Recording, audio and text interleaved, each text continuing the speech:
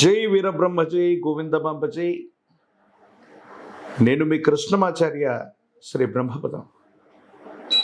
2026 సంవత్సరం మార్చి మాసం మిథున రాశి వారి యొక్క రాశి ఫలం,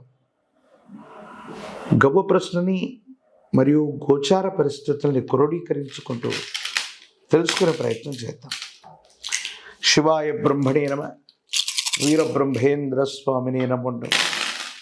జై వీరబ్రహ్మ జై గోవిందమాంబ జై. వచ్చినటువంటి ఫలితం రాహు ఫలితం, కానీ గోచార పరిస్థితులని ఉన్నటువంటి ప్రశ్నాశాస్త్రం అనుసరించిన పరిస్థితులను చూస్తే చాలా అనుకూలవంతమైనటువంటి పరిస్థితుల్లో ఉండే అవకాశాలు కూడా కనపడుతున్నాయి. మీ దైనందిన జీవితంలో ఆర్థిక వృద్ధి బాగుంది, ఆదాయ వనరులు పెంచుకునేటువంటి అవకాశం ఉంది. కొన్ని పరిస్థితుల్లో మీరు తీసుకునే నిర్ణయాలు అదృష్టాన్ని తీసుకొచ్చే అవకాశం కూడా కనిపిస్తుంది. దేవగురువు అయినటువంటి బృహస్పతి యొక్క అనుకూలత, అలాగే శని భగవానుడి యొక్క సానుకూలవంతమైన పరిస్థితులు మీకు గొప్ప వరంగా మారబోతున్నాయి. ఎంతో కాలంగా బాధపడుతున్నటువంటి మీకు జీవితంలో స్థిరపడడానికి ఒక గొప్ప అవకాశం మీ ముంగిటకు వచ్చే అవకాశం ఉంది. స్థిర చరాస్తులకు సంబంధించిన అంశంలో ఎంతో కాలంగా ప్రయత్నం చేస్తున్నాం, జరగట్లేదనుకున్నటువంటి ఒక ముఖ్యమైన విషయం కూడా ఆర్థికపరమైనటువంటి అంశాల్లో మీరు ముందుకు వెళతారు. ధనం మీ చేతికి వస్తుంది. అనుకూలవంతమైన ఫలితాన్ని మీరు తప్పకుండా పొందేటువంటి అవకాశం కూడా కనిపిస్తుంది. దూర ప్రాంత ప్రయాణాలు, విదేశీ సంబంధమైనటువంటి ఉద్యోగాలు, వృత్తులు చాలా అనుకూలంగా ఉంటాయి. దూర రాష్ట్రం, దూరదేశం కోసం మీరు చేసే ప్రయత్నం అనుకూలవంతమైన ఫలితాలకి కారణమయ్యేటువంటి అవకాశం ఉంది. కుటుంబపరమైన అంశాలు బాగున్నాయి. భార్యాభర్తలకు సంబంధించినటువంటి అంశాలు కూడా అనుకూలవంతమయ్యేటువంటి అవకాశం ఉంది. అన్యోన్యకరమైనటువంటి దాంపత్య జీవితం కూడా అనుకూలంగా ఉంది. వివాహ సంబంధమైనటువంటి అంశాలు కూడా యోగదాయకంగా ఉన్నాయి.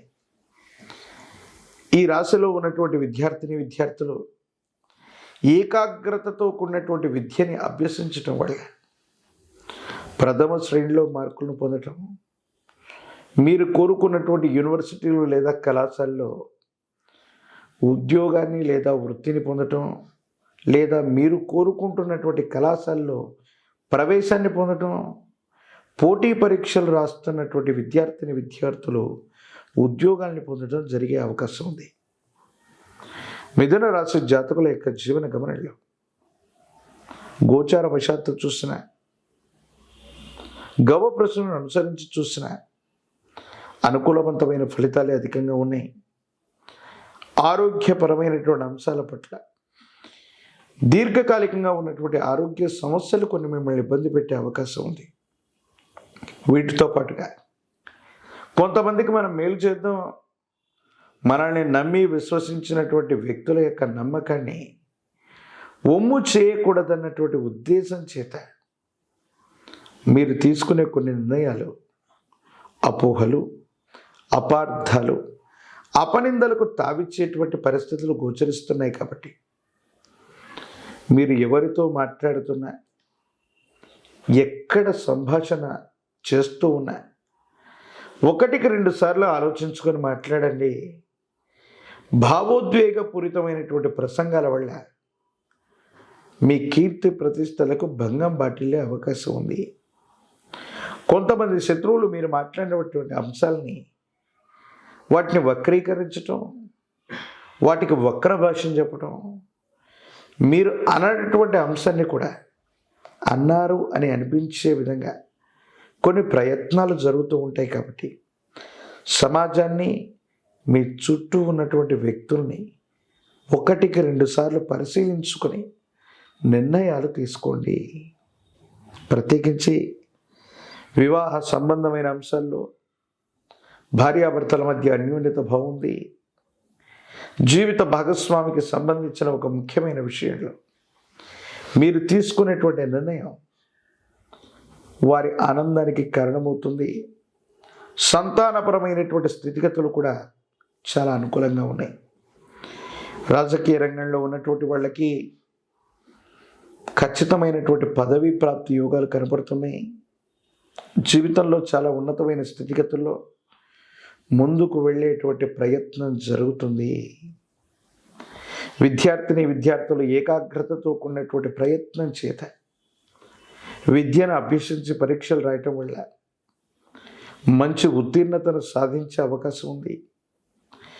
వివాహం కానటువంటి స్త్రీ పురుషులకి యోగదాయకమైనటువంటి ఫలితం లభిస్తుంది. ప్రత్యేకించి ఈ రాశిలో ఉన్నటువంటి అనుకూలవంతమైనటువంటి ఫలితాల కారణంగా యోగదాయకమైనటువంటి ఫలితాన్ని మీరు ఎక్కువగా పొందుతూ ఉంటారు. గోమాత విశ్వమాతగా చెబుతూ ఉంటాం.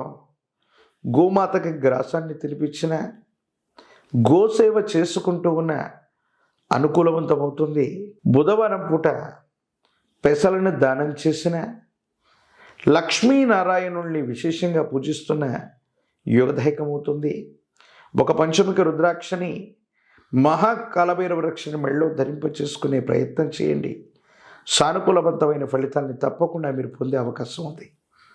ప్రత్యేకించి తంత్రమాల చూర్ణంతో అనునిత్యం స్నానం చేస్తూ ఉండటం వల్ల సానుకూలవంతమైన ఫలితాన్ని తప్పకుండా మీరు పొందుతారు. మరిన్ని వీడియోలు చూడటానికి గాను మన ఛానల్ని లైక్ చేయండి, షేర్ చేయండి, తప్పకుండా సబ్స్క్రైబ్ చేయండి.